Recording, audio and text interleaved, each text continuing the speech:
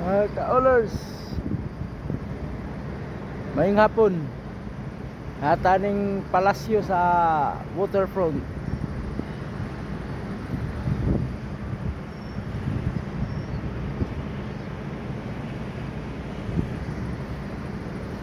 Mga ka-owners, atay joke. Sa unang panahon, wapay presidente, murag hari pa to sa una nga may magadumala. Mao to nga ang mahal na hari nga na ang katong yang anak nga prinsesa nga gusto na magbinyo. Nga mao to nga gipatawag sa balanga nga ug kinsay ginaka mga isog nga kuan kay gusto sa mahal na hari nga isog nga tao may mosunod sa iyang trono.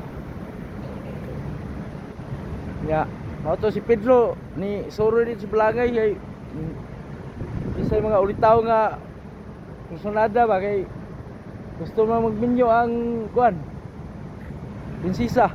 Mao to pili sila karang isuging nga tao. Mao to diya si Juan. Ya. Mao to nga ana ang mahal na hari. Ikaw kursunada ka Juan? O kursunada ko mahal na hari?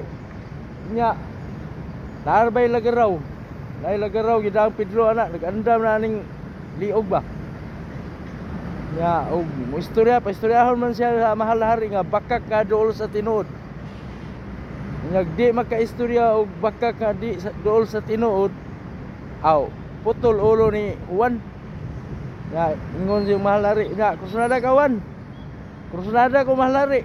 Sige, istorya dia Juan og bakak ka dool sa tinuod kay putol ang ulo og di na bakak ka dool sa tinuod. Ingon de si Juan, ikaw mahal na hari, gianak ka sa imong inahan. Agi ka sa iyang lubot. Ingon de mahal na hari nga dakong bakak kana. Ingon dahil si Juan, bakak lagi mahal na hari pero dool man na sa tinuod.